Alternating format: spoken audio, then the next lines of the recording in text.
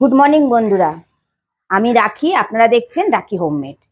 আমি আজকে আলু আর পটল দিয়ে বানাবো কাতলা মাছের ঝোল, একদম ঘরোয়া পদ্ধতিতে, অল্প তেল মশলায়। ভিডিওটা আপনারা দেখতে থাকুন।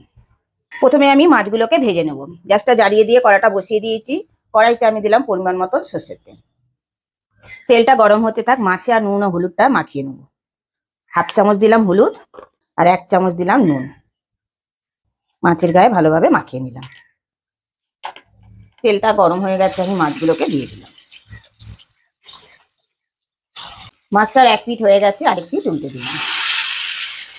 একইভাবে সমস্ত মাছগুলো ভেজে নিলাম। মাছগুলো ভাজা হয়ে গেছে, আমি তুলে নিলাম। একই তেলের মধ্যে পটলগুলো দিয়ে দিলাম। পটলগুলোকেও ভেজে নেব। দিলাম হাফ চামচ হলুদ আর দিলাম ছোট চামচের 1 চামচ নুন। নুন আর হলুদটা আমি পটলের সঙ্গে মিশিয়ে নিলাম। দিলাম কিছুক্ষণের জন্য ঢেকে। কিছুক্ষণ বাদে ঢাকাটা খুলে দিলাম। পটলটা ভাজা হয়ে গেছে, আমি তুলে নিলাম। এবার ওই একই তেলের মধ্যে আলুগুলোকেও দিয়ে দিলাম। দিলাম হাফ চামচ নুন। নুনটাকে দিয়ে মিশিয়ে নিলাম। আলুর সঙ্গে মিশিয়ে নিয়ে আবারও কিছুক্ষণের জন্য ঢেকে দিলাম। কিছুক্ষণ বাদে ঢাকাটা খুলে দিলাম। আলুটাও ভাজা হয়ে গেছে, আমি তুলে নিলাম।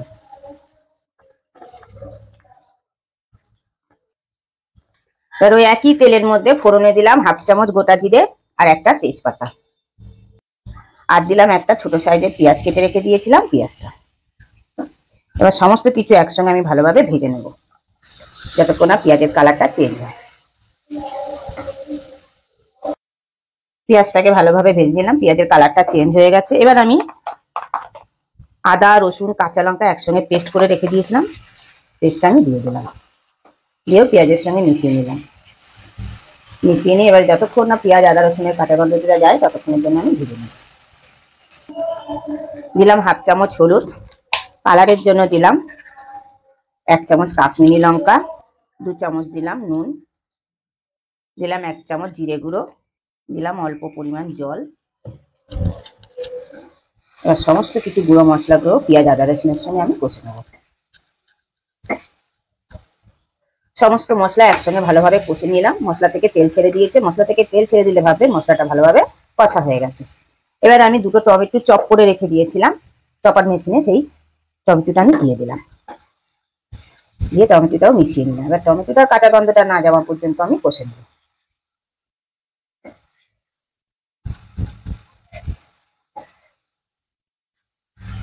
টমেটোটাও ভালোভাবে কষে নিলাম। টমেটোর কাঁচা গন্ধটা চলে গেছে। এবার আমি আলু আর পটল যে ভেজে রেখে দিয়েছিলাম, আলু পটলটা দিয়ে দিলাম। দিয়েও মশলার সঙ্গে মিশিয়ে নেব। আবারও কিছুক্ষণ আমি কষে নেবো, যতক্ষণ না মশলার আলু আর পটলের মধ্যে মশলাটা ঢোকে, ততক্ষণের জন্য আমি কষে নেব। আলু আর পটল দিয়ে যতক্ষণে কষছি ততক্ষণে আপনারা বলে ফেলুন কে কোথা দিয়ে আমার ভিডিওটা দেখছেন, তবেই তো আপনাদের আমি ধন্যবাদ জানাতে পারবো। পটল আর আলুটা মশলাটার সঙ্গে ভালোভাবে কষে নিলাম। এবার আলুটা সেদ্ধ হওয়া, আলু আর পটলটা সেদ্ধ হওয়ার জন্য দিলাম পরিমাণ মতো জল।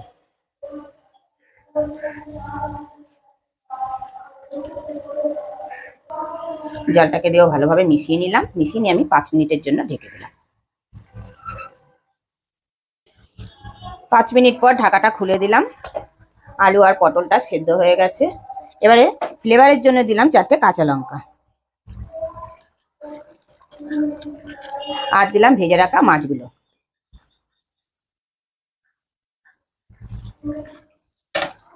মাছগুলো দিয়েও গ্রেভিটার সঙ্গে মিশিয়ে নিলাম। মিশিয়ে নিয়ে আবারও আমি 2 মিনিটের জন্য ঢেকে দিলাম, যাতে মাছের ফ্লেভারটা গ্রেভিটার মধ্যে আসে। 2 মিনিট পর ঢাকাটা খুলে দিলাম। ওপর দিয়ে আমি ধনেপাতা দিয়ে দিলাম। এই ঝোলটার মধ্যে ধনেপাতার ফ্লেভারটা খুবই ভালো লাগবে। আলু পটল দিয়ে কাতলা মাছের ঝোলটা আমার অলমোস্ট কমপ্লিট। গ্যাসটা অফ করে দিলাম। আরও 3 থেকে 4 মিনিট আমি স্ট্যান্ডিং টাইমে রেখে দিলাম। ভিডিওটা যদি ভালো লেগে থাকে তাহলে কমেন্টে অবশ্যই জানাবেন, লাইক আর শেয়ার করে দেবেন, আরও বন্ধু বান্ধবদের দেখার জন্য সুযোগ করে দেবেন। আর যদি ইউটিউব থেকে দেখে থাকেন চাইলে চ্যানেলটাকে সাবস্ক্রাইব করে দেবেন, পাশে বেল আইকনটা প্রেস করে রাখবেন নতুন নতুন ভিডিও দেখার জন্য। আপনারা ভালো থাকবেন, সুস্থ থাকবেন।